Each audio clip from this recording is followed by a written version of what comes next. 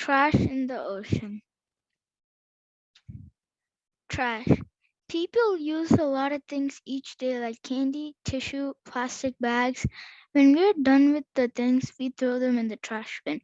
Then the trash goes to the trash truck. But where does the trash go? Well, it goes to the ocean, and when it does, animals think it's food and eat them. Then they die. Many animals die due to this every day. The trash pollutes the water and makes it. Animals affected. Animals can be deeply affected by this. Animals often eat plastic because they're not always able to distinguish plastic from food. Organisms that are filter feeders, plankton, shellfish, baleen whales, or that live under the beach sand, lugworms, cannot make that distinction. Some fish eat plastic because they mistake it for fish eggs and bite at floating plastic in the water. Turtles see plastic bags as the jellyfish that are usually on their menu. In the stomachs of the northern fulmar, which gathers its food by flying with an open beak above the water surface, plastic is almost always found. Many grazing animals on the land also eat plastic. Plastic debris coated with food waste increase the chance that the plastic will be eaten. Animals that accidentally eat plastic suffer and often die as a result of it. Swallowed plastic fills the stomach, and not surprisingly, this reduces the feel of hunger. Animals eat less, obtain less energy, and weaken. Larger pieces of plastic can also block their gastrointestinal tract so that the plastic can no longer be exerted. In other cases, plastic is ground into small pieces in the stomach and then scattered everywhere. In this way, the northern fulmar grins and spreads millions of pieces every year. Some of it is left at abandoned nesting sites. Solution: use a reusable bottle. Plastic bottles are present in very, very large quantities in our oceans. They are ingested by marine mammals or accumulate in nature and on our beaches. Different kinds of plastic can degrade at different times, but the average time for a plastic bottle to completely degrade is at least 450 years. It can even take some bottles 1,000 years to biodegrade.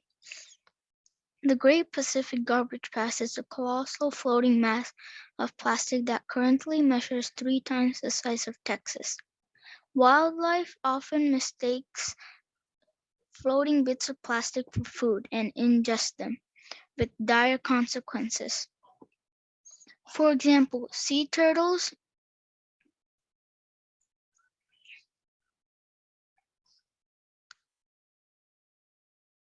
how do I get rid of this? What happened? How do I get rid of this? It's on top. Oh wait, you can't It's see okay. it. Yeah, we can see.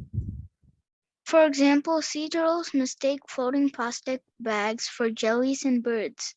They'll often mistake plastic pellets, fish eggs. The birds bring plastic back to their chicks, who then die of ruptured stomachs. A dead albatross found on the Hawaiian island had 119 plastic bottle caps in its stomach. A dead sperm whale found on North American beach not only had a body full of plastic, but the 1 gallon bottle was found clogging up its small intestine.